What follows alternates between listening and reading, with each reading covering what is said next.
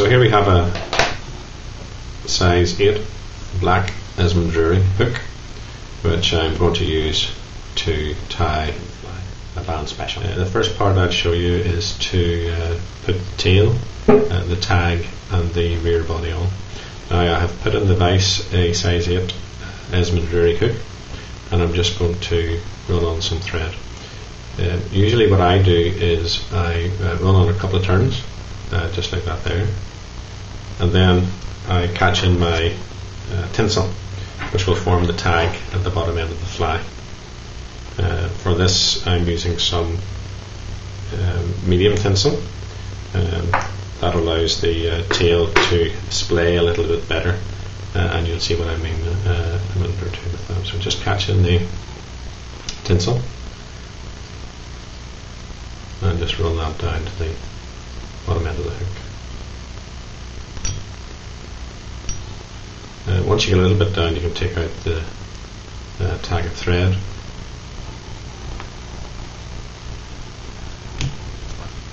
and then what I do is I use the tinsel to keep the thread need running down.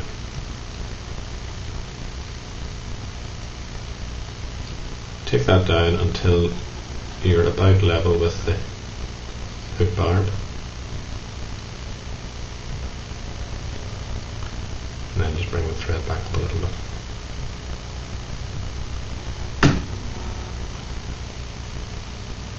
Now you have a choice here. Some people put in some varnish just to keep the thread secure on the hook. I do that as well. The other reason I put in some varnish at this stage is that it helps the tag to adhere to the hook, just a little bit, not too much.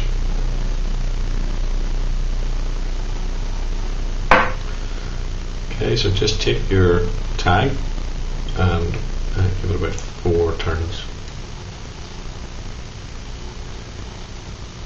Just to ensure that you keep them close together. Now, I'm using white thread here for a couple of reasons. First of all, it's more difficult to see if you leave any gaps in the tinsel, but also it provides a better backdrop for the yellow seal's fur. If you put in dark thread, the seal's fur is much darker. So run the thread back down, catch in the tinsel just like that, and tie it off. Just a couple of turns there.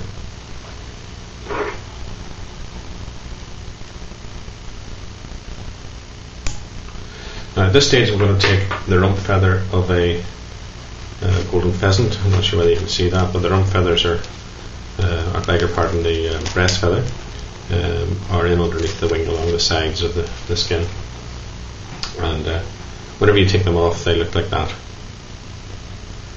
What I'm going to do is I'm going to strip off the bottom end of the feather, the stuff that you don't need. Usually what I do also is I take off the first few shorter parts of the feather towards the bottom. Again, you have a choice here. You can either tie in the feather at the tip or at the stalk. If you tie it in at the stalk, the feather will splay a little bit better at the bottom, and also it's not as easily broken. So what I do is I pull back as much of the feather as I need,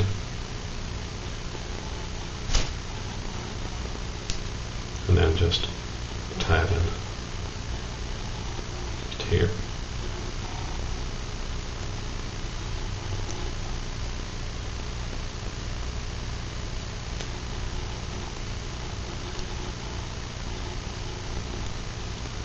A few turns will keep that secure. Now, using your hackle pliers, just take hold of the tip.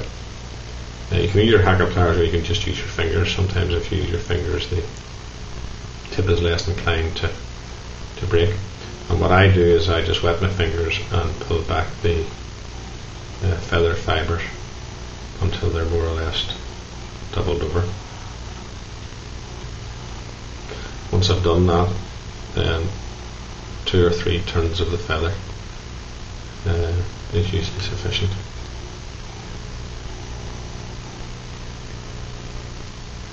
And just trying to keep the fibres doubled. When you're doing this, you'll notice that it looks a little bit of a mess, but we'll fix that up just when we get the feather tied in. So that's 2 or 3 turns there, and then just tie the feather off like that.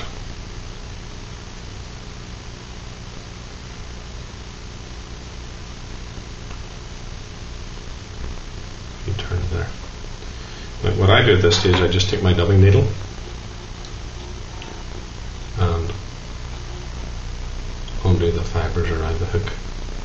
Like sometimes what I do is I take the hook off altogether.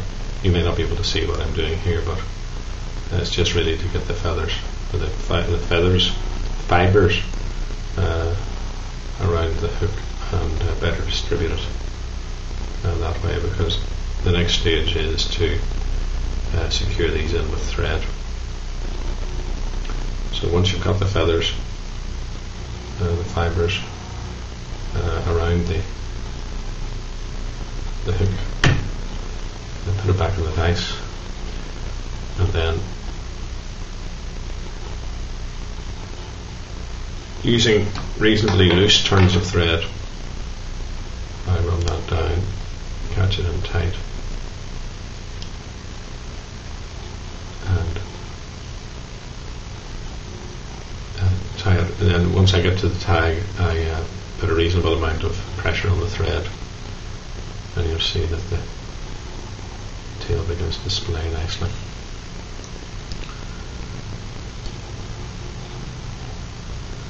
Okay. At this stage, I'm taking some small silver tinsel, it's oval, which I'll tie in at this time just before I run the thread back up the shank, and that will be used later for the rib.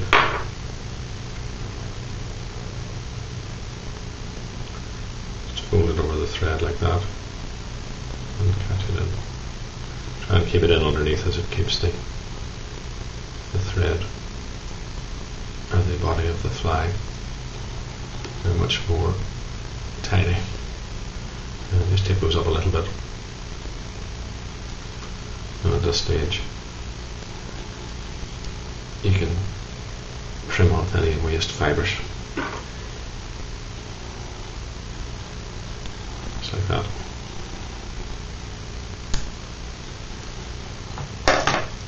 And just tidy that up by running your thread to the top. Now if you flatten the thread by spinning the bobbin, and that allows you to run the thread back down without building up the bulk on the hook too much. Now once we get back down here to the bottom, we're going to put some wax on the thread, and the reason for doing that is because we're going to use some yellow seals for the rear end of the body. Now, with Irish shrimp flies, it's typical to split the body into 2 sections, usually 2/3, 1/3.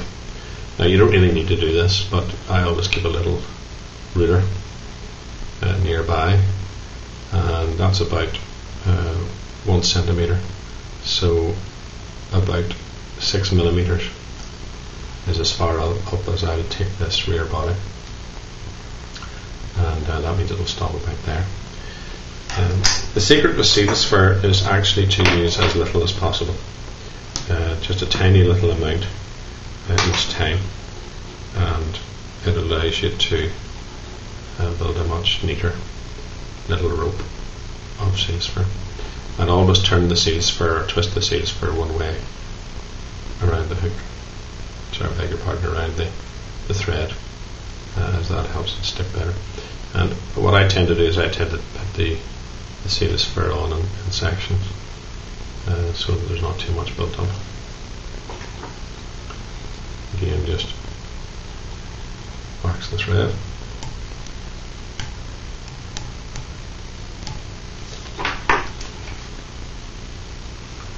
A little bit of seals fur. Twist it on like that.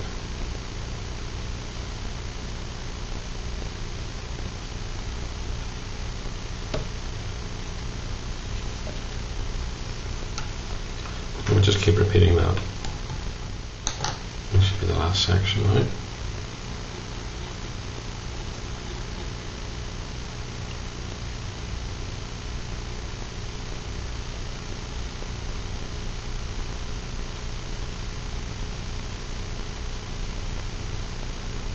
It takes you up about 2/3 of the way up the fly, and then just put on your rib about 3 turns.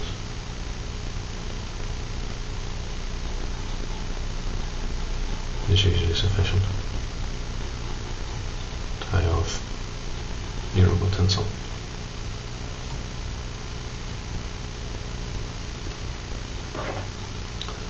And just trim that.